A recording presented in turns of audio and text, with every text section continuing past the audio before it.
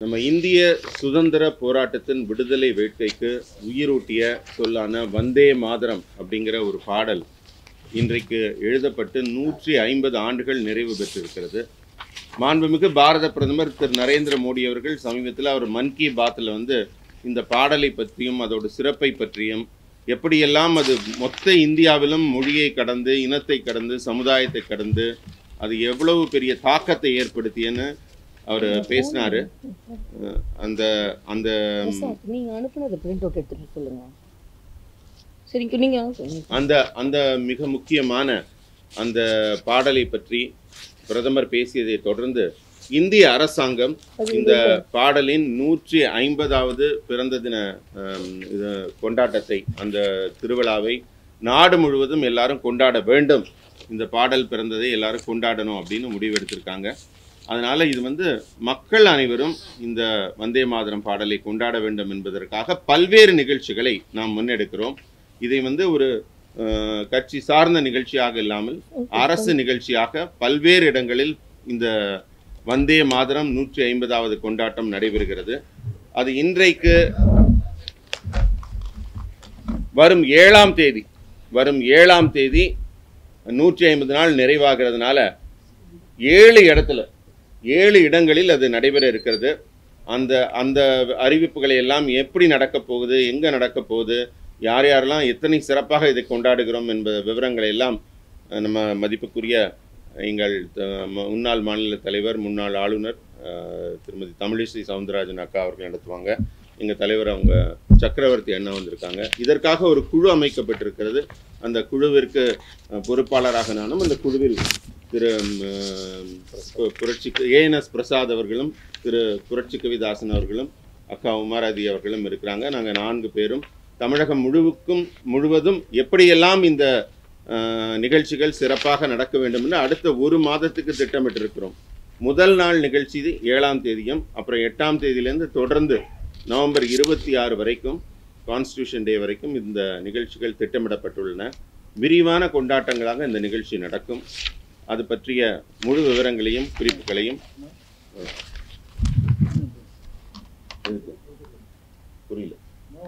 சொல்லுங்க.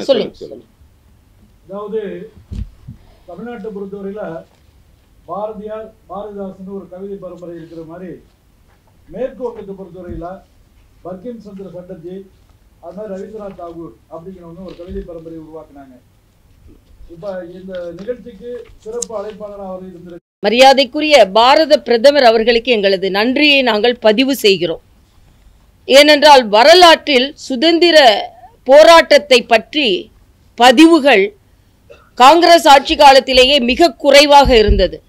ஆனால் unsung heroes அப்படின்னு போற்றப்படாத தலைவர்களையும் தேடி தேடி அவர்களுக்கு அங்கீகாரம் கொடுத்தது நமது பாரத பிரதமர் நரேந்திர மோடி அவர்கள். அதே போல 150வது ஆண்டை வந்தே மாதரம் பாடலின் 150வது ஆண்டை கொண்டாடப்பட வேண்டும் என்று சமீபத்தில் நடந்த மன் கி பாத் என்ற மனதோடு பேசுகிறேன் என்ற அந்த நிகழ்விலேயே அவர்கள் வெளியிட்டிருந்தார்கள். அதன் வழியாக இன்று ஒரு மாபெரும் திட்டம் இந்தியா முழுவதும் நிறைவேற்றப்பட இருக்கிறது. இதற்கு பொறுப்பாளராக இங்கே அமர்ந்திருக்கும் சகோதரர்கள் ஸ்ரீகாந்த் அவர்களுக்கும் பிரசாத் அவர்களுக்கு ஏஎன்எஸ் பிரசாத் அவர்களுக்கும் புரட்சி கவிதாசன் அவர்களுக்கும் சகோதரி உமாரதி அவர்களுக்கும் இங்கே எங்களோடு இந்த சந்திப்பில் கலந்து கொண்டிருக்கின்ற மாநிலத்தின் துணைத் தலைவர் அண்ணன் சக்கரவர்த்தி அவர்களுக்கும் எனது வணக்கத்தை தெரிவித்து, உண்மையிலேயே தேசப்பற்றை இன்று இந்த நாட்டிற்கு எடுத்துச் சொல்ல முடியும் என்றால் அது பாரதிய ஜனதா கட்சியால் தான் முடியும். இந்த வந்தே மாதரம் என்ற சொல் சாதாரண சொல் அல்ல. சுதந்திர போராட்ட நேரத்தில் ஒவ்வொருவரின் நாடி நரம்புகளிலும் இரத்த நாளங்களிலும் ஒலித்த ஒரு குரல். இது வங்காளத்தில் முதலில் ஒலிக்கப்பட்டாலும் தமிழகத்தில் பாரதியாரின் வந்தே மாதரம் என்போம், எங்கள் மாநில தாயை வணங்குவோம் என்போம் என்ற இந்த வரிகள் மிக மிக முக்கியமான வரிகள். அதனால் இன்றைய காலகட்டத்தில் நாங்கள் அவர்களை வணங்கி இந்த நிகழ்ச்சியில் என்னென்ன செய்ய போகிறோம் என்பதை நாங்கள் இங்கே சொல்கிறோம். ஏனென்றால் இதில் தாய் மண்ணே வணக்கம் என்பதுதான் இதன் முக்கியமான பொருள். இதில் பாரதியார் தாயையும் வணங்கினார், மாநிலத்தையும் வணங்கினார். அதுதான் தேசியம். மாநிலத்தை வணங்கிவிட்டு தேசியத்தை மறப்பது நாட்டு மக்களுக்கு, மாநில மக்களுக்கே கொடுக்கும் அதிகாரம் அல்ல, அநீதி. ஆக தேசியத்தோடு ஒன்றிய மாநில அதிகாரத்தை தான் நமது தேசியமும் கொண்டாடியது, இன்று பாரதிய ஜனதா கட்சியும் கொண்டாடுகிறது. ஆனால் திராவிட முன்னேற்றக் கழகம் அவர்கள் பலம் பெற்ற காலத்திலிருந்து தேசியத்தை பற்றி பேசினாலே ஏதோ அது தவறு என்றும், காங்கிரஸ் கட்சி தேசிய பாடல்களில் அதில் நாட்டில் பெரும்பான்மையான மக்கள் கும்பிடும் துர்கா அம்மை போன்ற பெயர்கள் எல்லாம் இருந்தால் உடனே அதற்கு எதிர்ப்பு தெரிவிப்பதும், உவேசி போன்றவர்கள் எல்லாம் இந்த பாடல் இந்தியா முழுவதும் பள்ளிகளில் பாடப்பட வேண்டும் என்ற குறிப்பு கொடுத்தவுடன், இவர்கள் எல்லாம் இதற்கு எதிர்ப்பு தெரிவித்தவுடன் காங்கிரஸ் உடனேயே இதை அதிகாரப்பூர்வமாக முழுவதும் பாட வேண்டாம் என்ற ஒரு சொல்லையும் சொன்னது மட்டுமல்ல, அவர்கள் மாநாடுகளிலேயே இந்த பாடல் பாடப்பட வேண்டும் என்று சொன்னபோது அங்கே உள்ள மாற்று மதத்தினர் இதை தேசிய பாடலாக பார்க்காமல் இதை ஒரு மத பாடலாக பார்த்து அதற்கு எதிர்ப்பு தெரிவிக்கும் பொழுது காங்கிரஸ் பின்வாங்கியதையும் நாங்கள் இங்கே எடுத்து சொல்ல வேண்டும். ஏனென்றால் எப்படி பாரதிய ஜனதா கட்சி இந்த தேசியத்தை முன்னெடுத்து செல்கிறது என்பதையும் காங்கிரஸ் எப்படி பின்னெடுத்து சென்றது என்பதையும் நாங்கள் இங்கே பதிவு செய்கிறோம். ஆக இன்றைய இளைய தலைமுறைக்கு இந்த தேசிய பாடலை பற்றிய ஒரு புரிந்துணர்வு இருக்க வேண்டும், கொண்டாடப்பட வேண்டும் என்பதற்காகத்தான் பாரதிய ஜனதா கட்சியின் சார்பில் மரியாதைக்குரிய பாரத பிரதமரின் ஆலோசனையின் பேரில் 7ஆம் தேதி 8ஆம் தேதி மிக பிரம்மாண்டமான விழாக்களை நடத்த இருக்கிறோம். அதே போல 7ஆம் தேதி அனைத்து நமது பாரத தேசத்தை சார்ந்தவர்கள் தேசிய ஒருமைப்பாடு என்ற ஒரே குடையின் கீழ் ஒன்றிணைக்க வேண்டும் என்பதற்காக 7ஆம் தேதி வந்தே மாதரம் அச்சிடப்பட்ட அட்டைகள் வழங்கப்படும். சிறப்பு அழைப்பாளர்கள் இப்பாடலின் முக்கியத்துவத்தை பற்றி பேசுவார்கள். இசையுடன் கூடிய இந்த பாடல் முழுமையாக பாடப்படும். பாடலின் முடிவில் அனைவருக்கும் தேசிய ஒருமைப்பாட்டு உறுதிமொழி ஏற்க செய்யப்படும். நிகழ்ச்சி முழுமையும் புகைப்படம் மற்றும் வீடியோ பதிவுகளாக கலந்து கொண்டோரின் தகவல் குறிப்புகளோடு பத்திரிகைக்கும் உங்களுக்கும் கொடுக்கப்படும், மக்களுக்கும் சொல்லப்படும், எங்கள் தலைமைக்கும் அனுப்பப்படும். ஏனென்றால் இது அந்த அளவிற்கு பதிவு செய்யப்பட வேண்டும் என்ற ஒரு காரணம் இருக்கிறது. தேசிய கொடியோடு இந்த நிகழ்ச்சி நடத்தப்படுவது கூடுதல் சிறப்பு. ஏனென்றால் இதில் கட்சி கொடியை நாங்கள் பயன்படுத்த மாட்டோம், தேசிய கொடியை நாங்கள் பயன்படுத்துவோம். அதே மாதிரி நவம்பர் 8ஆம் தேதி 15ஆம் தேதி வரை விழாவின் கொண்டாட்ட அமைப்பு முறையாக வந்தே மாதரம் பாடல் இதே தான் அச்சிடப்பட்ட அறிக்கைகள். ஆனால் 7ஆம் தேதி மிக பிரம்மாண்டமான விழாக்கள் நடத்தப்பட இருக்கிறது. அதில் முழுமையாக இளைஞர்களோடு, நாட்டுப்பற்று மிக்கவர்களோடு, எல்லா கட்சியை சார்ந்தவர்களோடும், இதில் நான் திராவிட முன்னேற்ற கழகத்தை சார்ந்தவர்களும் வந்து பாடணும். ஏன்னா எனக்கான ஒரு நாள் வந்தே மாதரம் என்ற சொல்லை அண்ணன் ஸ்டாலின் உச்சரித்திருப்பாரா என்று நானும் ஒரு நினைவு தெரிந்த காலத்திலிருந்து தமிழ்நாட்டில் தான் இருக்கேன். ஆக இன்று நீங்கள் இந்த சுதந்திர காற்றை சுவாசித்து கொண்டிருக்கிறீர்கள் என்றால் அதற்கு காரணம் இத்தகைய பாடல்கள், இத்தகைய போராட்டங்கள். இன்னைக்கு நீங்க சுதந்திரமா, அது எந்த கட்சியை சார்ந்தவர்களாக இருந்தாலும் சுதந்திரமாக நடமாடி கொண்டிருப்பதற்கு காரணம் இத்தகைய போராட்டங்கள். அதனால் கன்னியாகுமரியில் காந்தி மண்டபம் அருகில் சகோதரி உமாரதி, எங்கள் முன்னாள் மகளிரணி தலைவி, இந்நாள் தேசிய பொதுக்குழு உறுப்பினர் திரு உமாரதி அவர்கள் இந்த நிகழ்ச்சியில் கலந்து கொள்வார்கள். அதில் வந்து அவர்கள் அதை இயக்குவார்கள். மரியாதைக்குரிய அண்ணன் பொன் ராதாகிருஷ்ணன் அவர்கள், முன்னாள் மாநில தலைவர், முன்னாள் அமைச்சர் பொன் ராதாகிருஷ்ணன் அவர்களும் எங்களது மூத்த தலைவரும் சட்டமன்ற உறுப்பினருமான MR காந்தி அவர்களும் இதில் சிறப்பு விருந்தினர்களாக கலந்து கொள்வார்கள். ஈரோடில் அங்கே திரு சதீஷ் அவர்கள் அதற்கு பொறுப்பாளராக இருப்பார்கள். மரியாதைக்குரிய எங்களது சட்டமன்ற உறுப்பினர் அக்கா சரஸ்வதி அவர்கள் அதில் கலந்து கொள்வார்கள். சேலத்தில் ஹரிராமன் அவர்கள் இதில் பொறுப்பாளராக இருப்பார்கள். மரியாதைக்குரிய எங்களது மாநில தலைவர் நயினார் நாகேந்திரன் அவர்கள் கலந்து கொள்வார்கள். செஞ்சிக்கோட்டை இது நமக்கு மிக மிக முக்கியமான ஒரு கோட்டை. அந்த கோட்டையில் மரியாதைக்குரிய சுதாகர் ரெட்டி அவர்கள் சிறப்பு அழைப்பாளராக கலந்து கொள்வார்கள். சிவகங்கை கோட்டையில் அண்ணன் ஹெச் ராஜா அவர்கள், எங்களது தேசிய செயற்குழு உறுப்பினர், முன்னாள் தேசிய செயலாளர், மூத்த தலைவர் அண்ணன் ஹெச் ராஜா அவர்கள் கலந்து கொள்வார்கள்.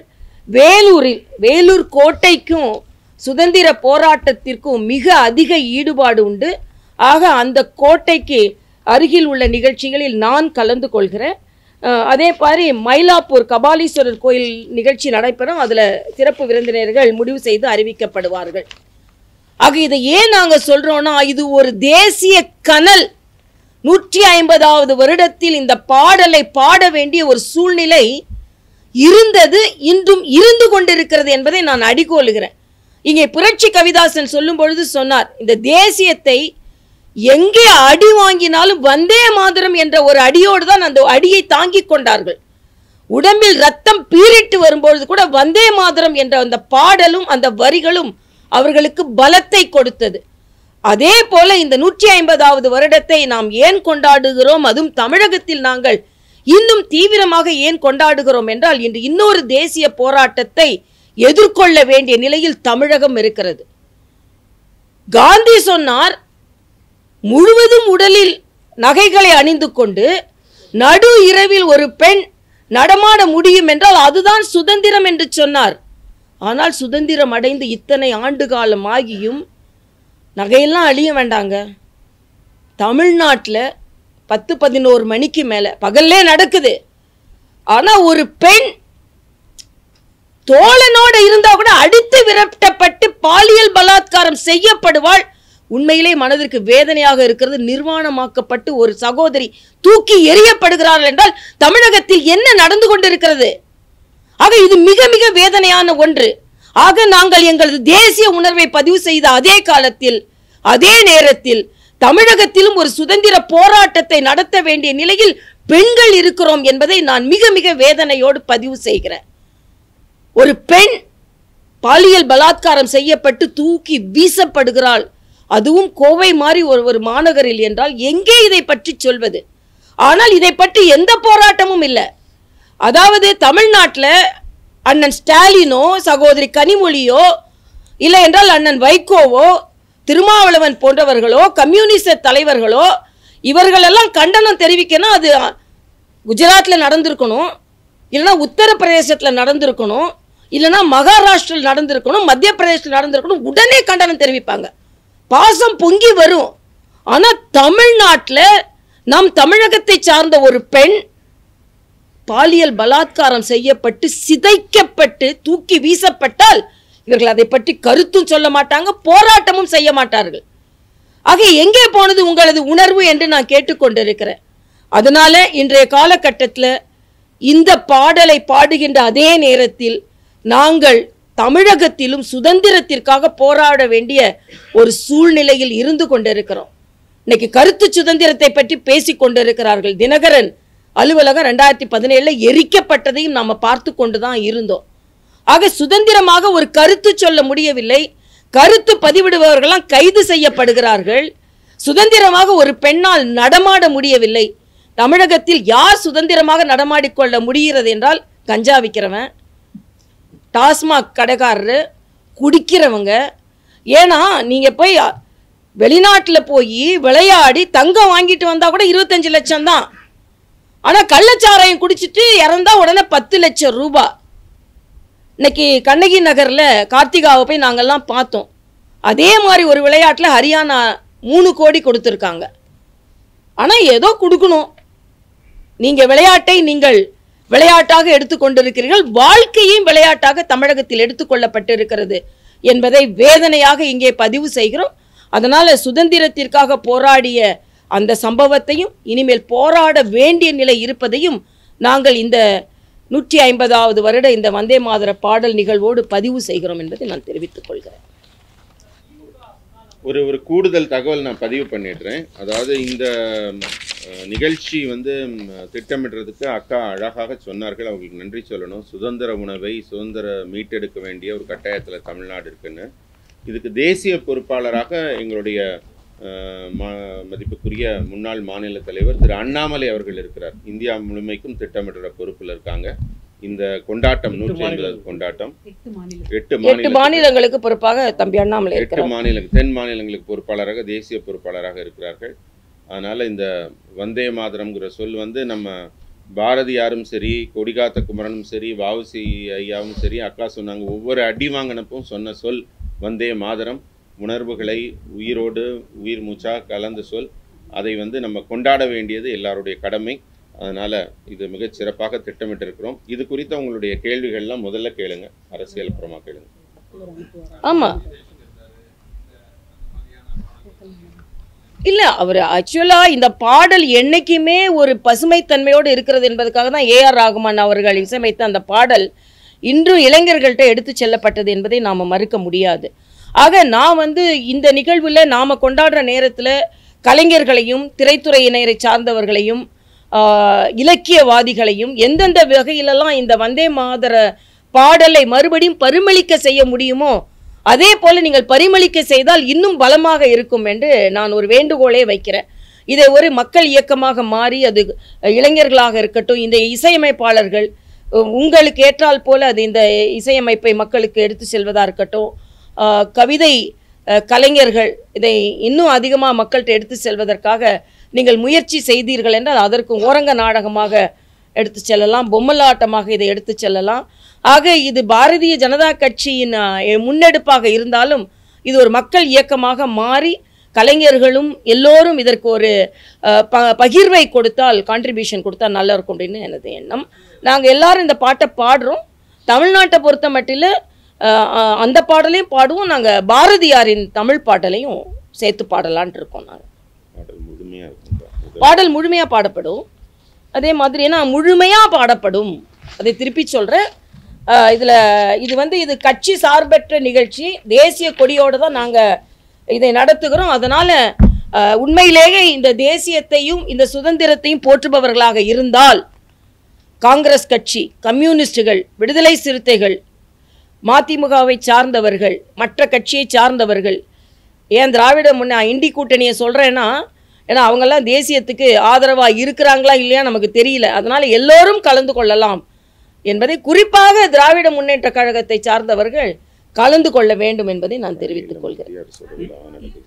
யூஸ்வலாக வந்து நம்ம கட்சியில் கூட பாடுவோம். நாங்கள் எப்பவுமே நம்மளுடைய தமிழ்த்தாய் வாழ்த்து பாடும்போது நம்ம வந்தே மாதரம் பாடல் பாடும்போது 55 செகண்ட் மட்டும் தான் நம்ம யூஸ்வலாக பாடுவோம். இப்போ இந்த பாடலை இந்த 150வது ஆண்டு திருவிழாவில் 3 நிமிடம் 22 செகண்ட் வரக்கூடிய முழுமையான பாடல். ஏன்னா காங்கிரஸ் கட்சியினரால் வந்து இந்த பாடல் திட்டமிட்டு வந்து அரசியல் சாயம் பூசப்பட்டு இது முழுக்க முழுக்க சுதந்திர வேட்கையை, சுதந்திர தாகத்தை உருவாக்கக்கூடிய வகையில் இந்த பாடல் உருவாக்கப்பட்ட பாடல். அது வந்து இருட்டடிப்பு செய்யப்பட்டது. அந்த சூழ்நிலையை மாற்றி முழுமையாக இந்த பாடல் வந்து பாடப்பட வேண்டும் அப்படின்றது தான். இது பாஜக ஆளும் மாநிலங்களில் எல்லாமே அரசு விழாவாகவே கொண்டாடி எல்லா அமைச்சர்கள், அதிகாரிகள் எல்லாமே கொண்டாடுறோம். தமிழகத்தில் இருக்கக்கூடிய அனைத்து மக்களுக்கும் எங்களுடைய வேண்டுகோள், இந்த ஒவ்வொருத்தரும் தங்களுடைய குழந்தைகள், இளைஞர்கள், மாணவர்கள் எல்லாருமே குடும்பத்தோடு இந்த 7ஆம் தேதி அவங்க வீட்டில் இந்த பாடலை பாடி அவங்க வந்து இந்த பாடலை வந்து அவங்க வந்து சோசியல் மீடியாவில் வெளியிட்டு தேசிய உணர்வுடன் நாங்கள் இருக்கிறோம், தமிழகம் தேசிய உணர்வில் இந்தியாவில் நாங்கள் மிகப்பெரிய அளவு இருக்கிறோம் என்பதை வலியுறுத்தும் விதமாக தமிழக மக்கள் அனைவரும் பங்கு கொள்ள வேண்டும் என்ற விழிப்புணர்வு விஷயமாகத்தான் இந்த விஷயத்தை கொண்டு போகிறோம். அனைத்து தமிழகத்தில் உள்ள பள்ளிகளில், கல்லூரிகளில் மாணவர்கள், இப்போ ஒரு நிறுவனங்கள் இருக்கு, அந்த நிறுவனங்களில் கூட அந்த 7ஆம் தேதி தொடர்ந்து நிகழ்ச்சி 7ஆம் தேதியிலேருந்து இந்த ஒரு மாத காலத்துக்குள்ள வந்து அந்த நிறுவனங்கள் கூட தாங்கள் அந்த நிறுவனங்கள் மூலமாக எல்லாமே ஒன்றா இணைந்து இன்று தமிழக அரசிற்கு ஒரு கோரிக்கை வைக்கிறோம். பாரதிய ஜனதா கட்சி ஆளுகின்ற மாநிலங்களில் இது அரசு விழாவாக கொண்டாடப்பட இருக்கிறது. சுதந்திரம் அடைந்தது பாஜகவிற்கு மட்டுமே பலன் கிடையாது. இன்னைக்கு எல்லாரும் அந்த சுதந்திர காற்றை சுவாசித்து கொண்டிருக்கிறோம். அதனால தமிழக அரசும் இதை அரசு விழாவாக அறிவிக்க வேண்டும். என்றைக்கு நாங்கள் எல்லாம் பாடுகிறோமோ அன்றைய நாள் எல்லா பள்ளிகளிலும் முதல் பிரேயர் சாங்கில் பாடி முடித்துட்டு இதை பாட வேண்டும் என்ற கோரிக்கை வைக்கப்பட வேண்டும் என்பதை நான் இங்கே பதிவு செய்கிறேன். நான் தமிழக முதலமைச்சர் இதை ஒப்புக்கொள்வார்கள் என்று நான் நினைக்கிறேன். இது அரசியல் கிடையாது, அவசியம் என்பதை தெரிவித்துக் கொள்கிறேன்.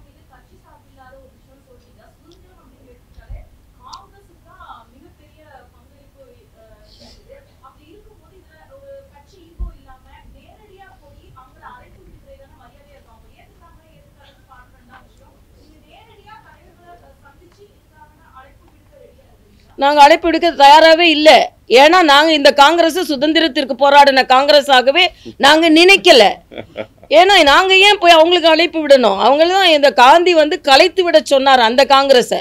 இன்னைக்கு இருக்கிற காங்கிரஸ்லாம் தேச விரோதிகள். இன்னைக்கு நான் அண்ணன் செல்வ பெருந்தகை இன்னைக்கு சவால் விடுறேன்.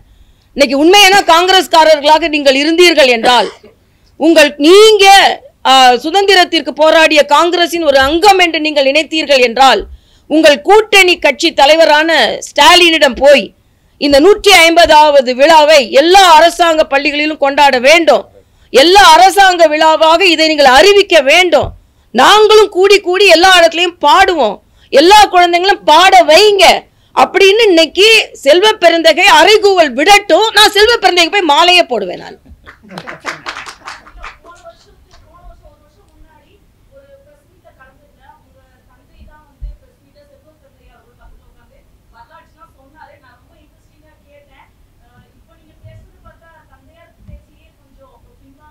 இல்ல தந்தையார் பேச்சை முன்வாங்கல, உள்வாங்கினதுனாலதான் பின்வாங்கல. தந்தையார் பேச்சை உள்வாங்கினதுனால தான் இவ்வளவு உணர்ச்சிகரமா நான் பேசிக்கிட்டு இருக்கேன். அது எங்க தந்தையே, நான் வந்து எங்க தந்தை பேச்சை கேட்கல தான் நிச்சயமா. ஏன்னா கேட்டு இருந்தா காங்கிரஸ்ல சேர்ந்திருப்பேன். நான் கேட்காததுனால அது திராவிட காங்கிரஸா இன்னைக்கு மாறி போயிடுச்சு. இன்னைக்கு அது வந்து நிச்சயமா தேசிய காங்கிரஸா இல்லை. அதனாலதான் என்னை போன்றவர்கள் எல்லாம் நாங்க அதை தேர்ந்தெடுக்கல. நிச்சயமா அந்த காங்கிரஸ் இல்லை. அதனால ராகுல் காந்தி பாடட்டும், செல்வ பெருந்தகை பாடட்டும். இதை இன்னைக்கு கோரிக்கை வைக்கட்டும். எத்தனையோ கோரிக்கை வைக்கிறீங்கல்ல, ஸ்டாலின்ட்ட கோரிக்கை வைக்கட்டும். இதை உண்மையாகவே காங்கிரஸ்காரர்களாக நீங்கள் இருந்தீர்கள் என்றால், காங்கிரஸ் என்ற பெயரை தாங்குவதற்கு உங்களுக்கு உரிமை இருக்கிறது என்றால், இன்னைக்கு சாயந்தரத்துக்குள்ள அண்ணன் செல்வ பெருந்தகை வந்தே மாதரம் பாடல் வந்து சுதந்திரத்துக்காக பாடப்பட்டது தானே. பகத்சிங் தூக்கு மேடையை தொடும்போது கூட வந்தே மாதரம் சொல்லிதான் தூக்கு கயிறை மாத்திக்கிட்டாங்க.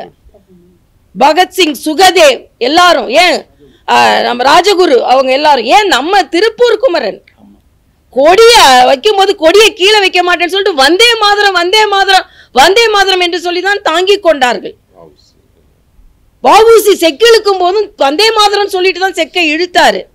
பாரதியார் அந்த பாண்டிச்சேரியில நான் பார்த்திருக்கிறேன், அவங்க சொல்லுவாங்க, தெருக்களில் வந்தே மாதரத்தை பாடிக்கொண்டே அவர் போவார் அப்படின்னு சொல்லி இருக்கிறாங்க. ஆக நாங்க அந்த சுதந்திர கனலை நாங்கள் தூக்கி பிடிக்க தயாராக இருக்கிறோம்.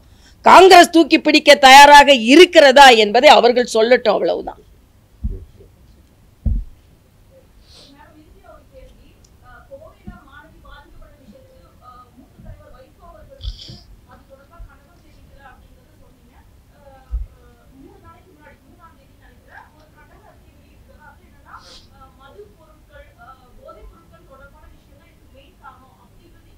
இல்ல நான் கண்டனம் தெரிவிக்கிறேன் இல்ல, சும்மா ஒரு ட்வீட் போட்டு கண்டனம். போராட்டம் நடத்துவாங்களா இல்லையா? வேற பிரச்சனைனா போராடி இருக்கிறாங்களா இல்லையா? ஏன் போராட்டம் நடத்தல அப்படின்னு நான் கேட்கிறேன். ட்வீட் ஒன்று போட்டுட்டு நானும் சொல்லிட்டேன் அப்படின்னு சொல்றதுல கூட்டணி விட்டு வெளியே வருவேன்னு சொல்லுவாங்களா? தமிழ்நாட்டில் பெண்களுக்கு பாதுகாப்பு இல்லை, அதனால் இந்த பெண்களுக்கு பாதுகாப்பு கொடுக்கலன்னா உங்க கூட்டணி விட்டு நாங்கள் வெளியே வருவோம்னு சொல்றாங்களா? இந்த தீவிரமான நடவடிக்கை இருக்கணும்னு தான் நாம சொல்றோம். சும்மா அப்படி பேசிட்டு நாங்களும் இந்த கண்டனம் சொல்லணும், ஒரு ட்வீட் போட்டோன்றதை நாங்கள் ஒப்புக்கொள்ளலைன்றதை நாங்கள் தெரிவித்துக் கொள்றோம். இப்போ நாங்கள் வந்து எங்களது மகளிர் அணி நாளைக்கு பிரம்மாண்டமான போராட்டத்தை தமிழகம் முழுவதும் எடுத்து நடத்த இருக்கிறாங்க. சென்னையில் நான் கலந்து கொள்ள இருக்கிறேன். சகோதரி வானதி ஸ்ரீனிவாசன் அன்றைய நாளே கோவையில் போராட்டம் நடத்தினார்கள். நாங்கள் மக்களோடு நின்று கொண்டு இருக்கிறோம். ஆனால் நீங்கள் எங்கே போறீங்க அப்படின்றதான். ஆக ஆளும் கட்சியினால் பாதிக்கப்பட்டால் அவர்கள் எதையும் சொல்ல மாட்டாங்க, போராட மாட்டாங்க. இதே இது உத்தரப்பிரதேசில் நடந்திருக்குனாங்க. இன்னைக்கு வைகோல இருந்து அண்ணன் திருமாவளவன்ல இருந்து கம்யூனிஸ்ட்கள் எல்லாரும் இன்னைக்கு போராடிட்டு இருப்பாங்க, உத்தரப்பிரதேசத்தை பாதுகாருங்கள் அப்படின்னு. தமிழ்நாட்டை விட்டுருவாங்க. இதைத்தான் நாங்கள் சொல்றோம், தமிழ்நாட்டில் உள்ள மக்களை பாதுகாருங்கள். ஆனால் 2026 இன்னும் தீவிரமாக நாங்கள் செயலாற்றி எப்படி இந்த பெண்கள் தூக்கி வீசப்பட்டார்களோ அதே போல இந்த ஆட்சி வீசப்படும் அளவிற்கு பணியாற்றுவதற்கு பெண்கள் தயாராக இருக்க வேண்டும் என்று நான் வேண்டுகோள் விடுக்கிறேன்.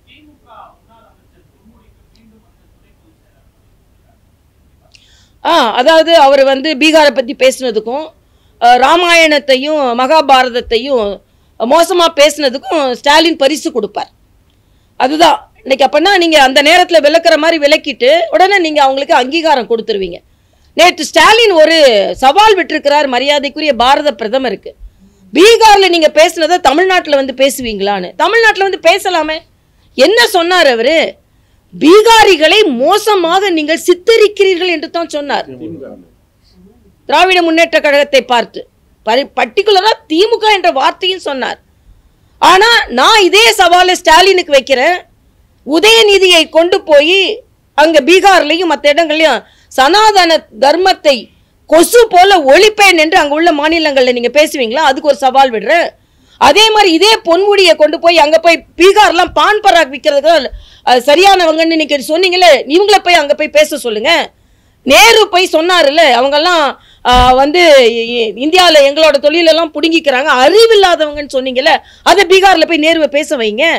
தயாநிதி மாறன் இவங்கெல்லாம் டாய்லெட் கழுவுறதுக்கு தான் ஆகும்னு சொன்னாங்கல்ல, அதை போய் பீகாரில் பேச வைங்க. அப்புறம் நாங்கள் சொல்கிறோம். நானும் சவால் விடுறேன். இன்னைக்கு பொன்முடி, நேரு அவர்கள், தயாநிதி மாறன் அவர்கள், இவர்கள் எல்லாரும் சேர்ந்து ஃப்ளைட்டில் போகிறாங்களா ட்ரெயினில் போகிறாங்களான்னு தெரியல, போய் பீகாரில் போய் நின்றுக்கிட்டு தேர்தல் அரங்கில் நாங்கள்லாம் தமிழ்நாட்டில் உங்களை பற்றி இப்படி பேசணும் அப்படின்னு பேச சொல்கிறேன். நான் சொல்கிறேன், அந்த சவாலை நீங்கள் எடுத்துக்க முடியுமான்னு நான் கேட்குறேன். நீங்கள் பேசுனீங்க, சரித்திரத்தில் இருக்கு. பாரத பிரதமர் பீகார் மக்களெல்லாம் ஒன்றுமே சொல்லலை. ஆனால் நீங்கள் பீகார் மக்களை சொன்னதான் நீங்கள் சொல்லி கொண்டு இருக்கீங்க. இன்னைக்கு பீகார் மக்கள் நாற்று நடுவதற்கு அவர்களை தான் நாம் நம்பிக்கொண்டு இருக்கிறோம். தேசத்தில் ஒருமைப்பாட்டை நாம் பேசி கொண்டு இருக்கிறோம். அதனால் அதே சவால் எங்களுக்கும் சவால்லாம் விட தெரியும். போய் பேச சொல்லுங்கள். பொன்முடிக்கு இன்னைக்கு பதவி கொடுத்துருக்கிறாருல, முதல் வேலையா பீகாரில் போய் ஐயா நீங்கள் பீகாரில் என்ன சொன்னீங்க அதையும் சொல்லுங்கள், ராமாயணத்தையும் மகாபாரதத்தையும் பற்றி என்ன சொன்னீங்க அதையும் போய் சொல்லிட்டு வாங்க அப்படின்னு நம்ம சொல்லுவோம். அதைத்தான் நான் சொன்னேன். மகாபாரதம் அது நான் கொஞ்சம்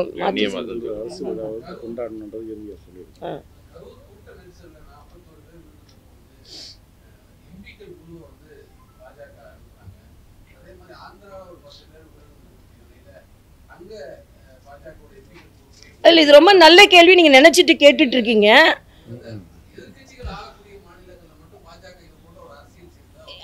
அதெல்லாம் குற்றச்சாட்டு ஒன்றும் இல்லை. இப்போ அங்கே வந்து சந்திரபாபு நாயுடு எதனால் அது நடந்ததுன்னு அங்கே போய் பார்த்து அவங்க அதற்கான அறிவிக்கையை கொடுத்துட்றாங்க. தமிழ்நாட்டில் என்ன நடக்குதுன்னா எதனால் நடந்ததுன்னு என்றைக்குமே நமக்கு யாருக்கும் தெரியாமல் இருக்குது. ஆக இதில் ஒரு கான்ஸ்பைரசி இருக்குன்னு நாங்கள் நம்புகிறோம். அதனால் நாங்கள் அனுப்புனோம். அங்கே கான்ஸ்பைரசி இல்லைன்னு நாங்கள் நம்புகிறோம். அதனால் நாங்கள் ஆள் அனுப்பலை. அவ்வளோதான். எதிர்கட்சின்னு இல்லை, போன உயிரை நாங்கள் பார்க்குறோம். உயிரை மட்டும்தான் பார்க்குறோம். அங்கே வந்து அதில் வந்து ஒரு கான்ஸ்பைரசி இல்லைன்னு நாங்கள் நினைக்கிறேன். இங்கே கான்ஸ்பைரசி இருக்கு. நிச்சயமாக கரூரில் நடந்ததில் பிரச்சனை இருக்கிறது. அதனால் நாங்கள் பண்ணோம். நள்ளிரவு போன நடந்துதா இல்லையா? நள்ளிரவு நடந்துதா இல்லையா? முதலமைச்சர் போனது இருக்கட்டும், முதலமைச்சர் போகாம தடுத்தாரா இல்லையா? நீங்க முதல்ல தமிழ்நாட்டை பாருங்கப்பா. அதனாலதான் நான் சொல்றேன், தமிழ்நாட்டுல காவல்துறை அனுமதி இல்லாம நடந்த நிகழ்ச்சி. இல்ல ஒரு நிமிஷம். இல்ல நான் பதில் இல்ல ஒரு நிமிஷம் நான் சொல்லிக்கிறேன் ஒரு நிமிஷம்.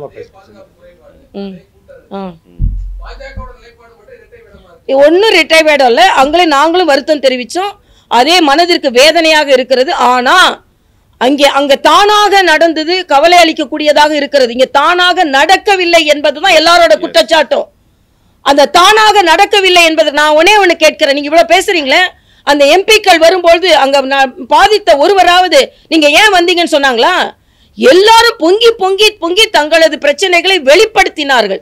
அதனால அங்க தானாக நடந்தது. மனதிற்கு வேதனையாக இருக்கிறது. உங்களை மாதிரி நான் உயிரிழந்ததுல வந்து நான் வந்து கேள்வியை மாத்தி கேட்கல. இங்கே தானாக நடக்கவில்லை என்பதை நாங்கள் நம்புகிறோம். அதனால நாங்க கோரிக்கை வைத்தோம். அதனால எங்களோட எம்பிக்கள் குழு வந்தது. இதை எந்த சபையிலையும் சொல்ல நான் தயங்க மாட்டேன். அவ்வளவுதான். அங்க ஒரு செந்தில் பாலாஜி இல்ல. ஆந்திரால செந்தில் பாலாஜி இல்ல. செந்தில் தான் இருக்காரு, பாலாஜி இருக்கிறாரு. பாலாஜி இருக்கிறாரு, செந்தில் இல்ல. அங்க இங்க செந்தில் பாலாஜி இருக்கிறாரு கரூர்ல. இதுதான் பட்டவர்த்தனமா சொல்றேங்க. ஆமாங்க, ஆந்திரால பாலாஜி தான் இருந்தாங்க, இங்க செந்தில் பாலாஜி இருந்தாரு. அதனால நாங்க அங்க அனுப்ப மாட்டோம், இங்க அனுப்புவோங்க. அவ்வளவுதான்.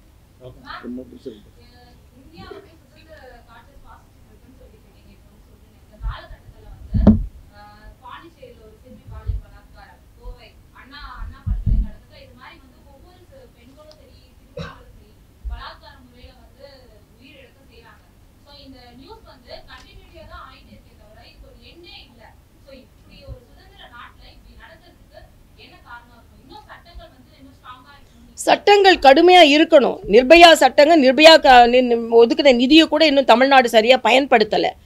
போஸ்கோ சட்டங்கள் சரியாக முழுமையாக நடைபெறாத நிலை தமிழ்நாட்டில் இருக்குது.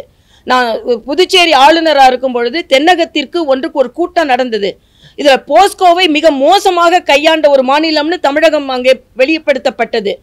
அதனால இன்னைக்கு போதை கலாச்சாரம், டாஸ்மாக் இல்லாத ஒரு சுதந்திரமான ஒரு சூழ்நிலை இது இருக்கணும். இது இல்லைன்னா என்ன பண்றது? ஆக ஒட்டுமொத்தமாக இத்தகைய சூழ்நிலை இல்லாமல் இருப்பதற்கு 2026 திமுக வீட்டுக்கு போகணும். நான் எல்லாத்தையும் கூட்டி ஒரே ஒரு கோரிக்கை இன்னைக்கு வைக்கிறேன். இந்த வந்தே மாதரம் என்ற பாடல் 150வது வருட பாடல் அரசாங்க விழாவாக தமிழக அரசு அறிவிக்க வேண்டும். நாங்கள் இங்கே வெளியில் பாடுவதைப் போல 7ஆம் தேதியும் 8ஆம் தேதியும் பாடலை பள்ளியில் பாடுவதற்கு ஏற்பாடு செய்ய வேண்டும். இந்த வங்காள பாடல் மட்டும் இல்லாமல் இதில் நமது பாரதியாரின் பாடலையும் இணைத்து பாடுவதற்கு ஏற்பாடு செய்ய வேண்டும். இன்று மாலைக்குள்ளே அண்ணன் ஸ்டாலினிடம் இருந்து இந்த அறிவிப்பை நான் எதிர்பார்க்கிறேன். இந்த அறிவிப்பை செய்ய வேண்டும் என்று என்னோடு சேர்ந்து வலியுறுத்துவதற்கு அண்ணன் செல்வ பெருந்தகையை நான் எதிர்பார்க்கிறேன். அவ்வளவுதான்.